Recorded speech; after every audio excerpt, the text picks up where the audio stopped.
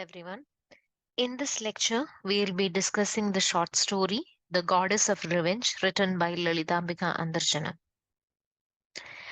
Lalithambika Antharjanam, born in the year 1909, is a writer from Kerala, India. She was also a social reformer.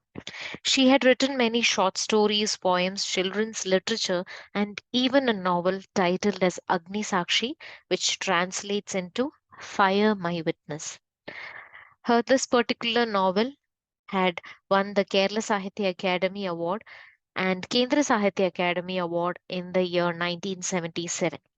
She was married to Narayan Nambudri. She belonged to a conservative Brahmin family. Now, according to the Brahmin customs or beliefs, it is considered important that a woman should not have interactions with men outside the homes. They are not supposed to leave their houses. And this was imposed upon Lalithambika Antharjanam as well. And she did not receive a formal education because of this particular reason. Therefore, her father had appointed a private tutor who used to come to her house and teach her. Her life was her life work was the exposure and destruction of the hypocrisy, violence, and injustice with which women were treated in Nambudri society. So, when we consider each of her works, every work, we can see this particular element in her works. She is trying to question, she is trying to revolt against the problems, or she was trying to fight against the constraints that were set upon women in the Nambudri society. Nambudri translates into Brahmin society. So it's a Malayalam term for Brahmin society. So she constantly criticized the practices that existed in this community, especially the practices that kind of restricted women. So these were the practices that she was questioning. She always wondered why there were different set of rules for men as well as women in the same community.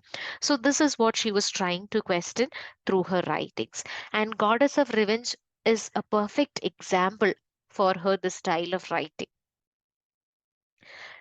Talking about this particular short story, The Goddess of Revenge, initially written in Malayalam language, the original title for the text was Pratigara Devada, which translates into The Goddess of Revenge.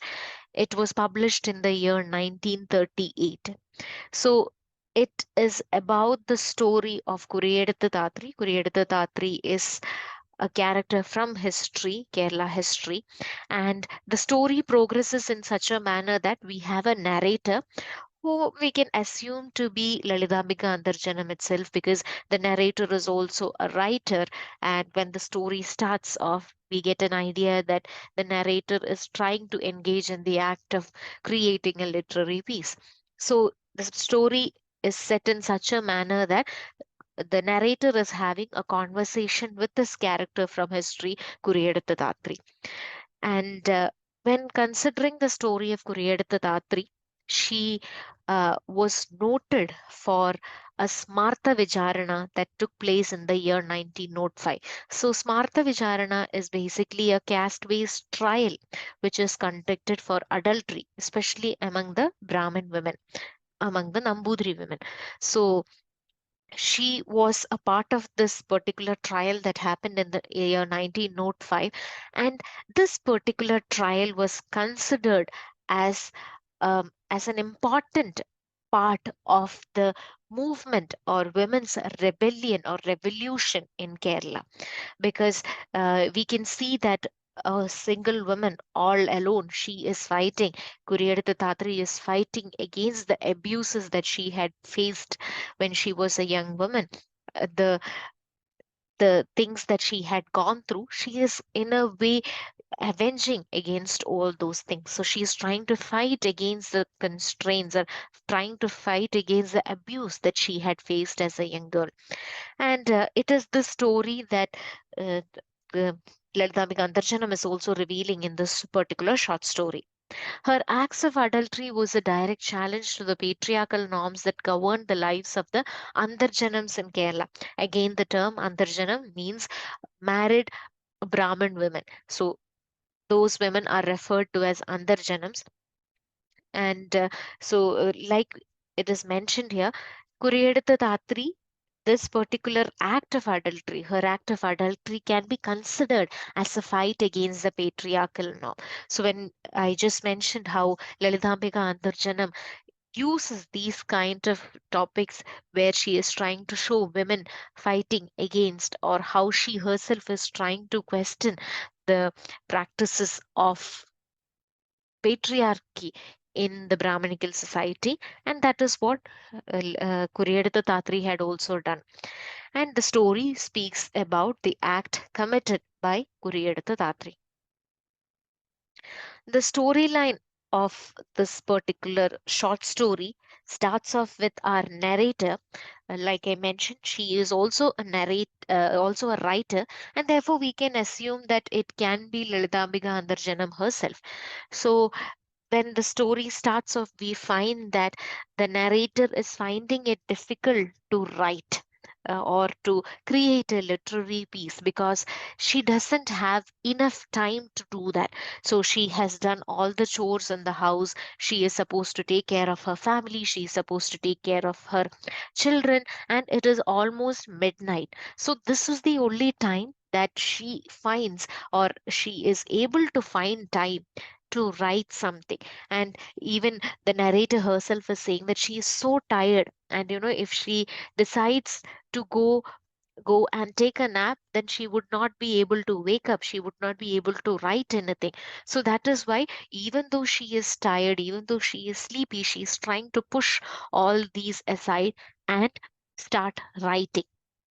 And then, when she is starting off with this process of writing, she talks about how a woman, especially a woman belonging to the uh, upper caste community, finds it difficult to deal with certain kind of topics, especially those which are controversial, or especially those which have certain obscene elements in it. So these kind of topics can never be chosen for writing, especially by a woman, a Brahmin woman. So there are certain hindrances that she herself faces in her life.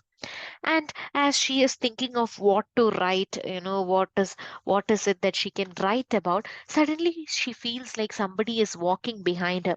She feels like somebody is approaching her. And she listens to a footstep approaching her. Then her thoughts are like, she had locked the doors were locked. Now who is this person who is coming and standing next to me? And suddenly she looks at this figure that is standing next to her. Suddenly she observed this person who is standing next to her, and it seemed like, she was confused if this is a human being, or if it is a spirit, or if it is a ghost or a witch. So uh, even the narrator is confused, because looking at the expression on the face of that figure standing next to her, she was not able to figure out even what was going through the mind of this person, because there was sorrow, there was some sort of disappointment on the face. There was a mixed emotions she could witness on the face of this person, or this entity that was standing next to her. And this person introduces herself as Tatri, Kuriyedutha Tatri, and the narrator is also surprised as well as shocked. And she thinks, okay, so this is the person who had created all sorts of trouble for the Brahmin women all around in Kerala. So this is the person whom our mothers had forbidden us to speak about. This is the character that was never mentioned by women in a Brahmin household. So there is a sort of surprise in the narrator when she hears the name of Tatri. Now here Tatri is narrating her story. So Lalitambika Andarjanam, through this short story, is trying to bring out a perspective, bring out a different perspective, and is trying to give a voice to Kuriyedutha Tatri, a voice that was somewhere submerged in history, a voice that many attempts were made to erase it out from history. So Lalitambika Andarjanam is trying to give this particular character a voice. And through the character of Tatri itself, she is trying to give a different narrative to what we know as history. She is trying to reveal the emotions of Tatri herself. And Tatri starts narrating her story. Tatri shares her ordeal of Smartha Vicharana, and how she had faced all those things. So Tatri starts off the story by saying that when she was a young child, she was a perfect child. She used to follow everything that elders used to say. She used to she used to pray a lot. She never used to look at a man's face. And she followed every rituals and every practices. She was a perfect girl, a perfect Brahmin woman. That is how Tatri describes herself, her childhood. And like any other woman, Tatri was also waiting for the day that a man would come and marry her. So you can see that Tatri is trying to present the life of every woman, and she is trying to say how these women await the day a person will come and marry her. So that was the only hope, or that was the only dream a woman had at that point of time. And something else that she mentions here is that when a woman belongs to a Brahmin community, this is a kind of a usual practice that happened in the past. You know, sometimes the person marrying them would be an old man, or sometimes it would be a sick man. So it is like a choice of fate over there. So here Tatri is also saying that she was waiting for the day a man would come and marry her, and she did not know if it would be an old man or a sick person who might be going through some disease. So she doesn't know that, but she waited for that person to come and marry her, and finally that day has arrived. So here, this story, Lalithambika Antharjanam, mentions the man to be a young man, a young man who marries Tatri. But we have other historical references which states that he was twice the age of Tatri as well. So we do not know if Lalitambika Andarjanam was trying to give a different perspective to it, trying to focus more on the emotional side of Tatri here. So when Tatri was married off to this man, she felt so happy. She had completely dedicated her life to serve this man, to focus on the happiness of this man. She did everything uh, to even satisfy him in bed. So that was the purpose of her life, to satisfy the man she was married to. But later, things started going wrong, and he did not visit, he did not come back home at night. He used to stay at some other place.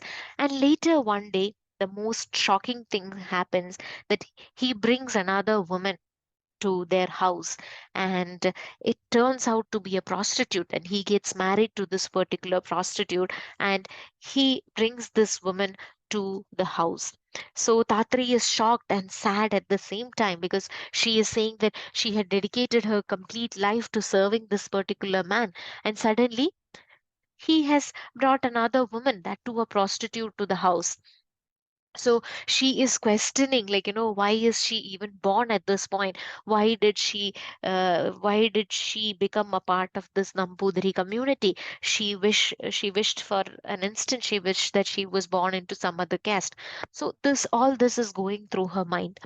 And later we see that when she is very angry and she is trying to talk to her husband, he becomes very furious, and his response to this conversation that Datri is trying to have is, he responds to this saying that yes, she is a prostitute, and why don't you become one? So that is how he reacts to her anger, which Tatri is trying to say that no matter how hard she tried to satisfy him in all means, all possible means, he was not satisfied with it. He always wanted a new flesh. So, again, there is an idea of objectification of women over here. And he was craving for another woman, always wanted a new woman in his life. And Tatri, he was not interested in Tatri because of this particular reason. And Tatri had to leave this place where she was not welcomed. She had to get away from this place where there was no respect given to her. So she went back to her house. She decides to go back to her own house. So when she goes back to her house, uh, there are many other women as well in the house. So that's like a very interesting narrative put in by Lalithambika Antharjanam, trying to show the life of women, especially women in the Brahmin community. She is trying to say that uh, her father itself had many wives, and the elder brother's wife was there. The elder brother was looking for another wife to get married to. Even her sister, Tatri's sisters who were not married were in the house. So it was filled with women. So here the image that she is trying to say is that women who were left behind by men, like something disposed of by the men. So that is the idea she is trying to set over here, and trying to show the reality of the lives that these women are going through. So they are shown to be, or they are represented as something to be disposed of after use. So here in that particular paragraph itself, you can find that she is giving a realistic representation of the lives of these Brahmin women. So, continuing with the story of Tatri, Tatri says that even though her husband had left her, she had she always used to find peace in dressing up. She used to, wear a red bindi, and she used to just stare out of the window, look out of the window. There would be some men who would be coming for work. She would smile at them. They would smile back at her. And this was reported in a very different way later. So, scandalous reports began to spread as a result of the smile that she had shared with these men outside the house. And uh, everyone started cursing her. Even her own mother considered her to be a disgrace to the family. Her sister in law asked her to step out of the kitchen, not to enter the kitchen, because she was impure, just because she had shared a smile with another man. So we have to consider Tatri's side as well, a woman who is young, who is very young. She was maybe 20, or that might have been her age at that point. So a young woman. So she had just stared at another man, and scandalous reports began to spread about her. She became very furious at this point. She even started thinking that if this is how I am being treated for not having committed any crime, then it is better that I commit some sort of crime and people start blaming me. So this is the thought that goes through her mind, and all of a sudden we see a new face. She herself is saying that there was a new face seen at all the temple festivals, the face of a fascinating courtesan. So here Tatri is trying to say that it is at this point, when people all around her were humiliating her, were disrespecting her, she decides to change herself into a prostitute. So she transforms herself into a prostitute. So she is there in every temple. She used to be there in every temple, and men used to be mesmerized by her beauty and approach her. And when these men approached her, she was honest with them. To some extent, she used to tell them that she is a married woman, and she is married and all, but she never revealed that she is an Andarjanam, a married Brahmin woman. She did not reveal that part alone, because if these men approaching her knew that she is an Andarjanam, then things would have been different. They would know, they would also realize that they had committed a crime. And so she did not reveal that part alone. And then there were many men who used to visit her. There were many men who used to approach her.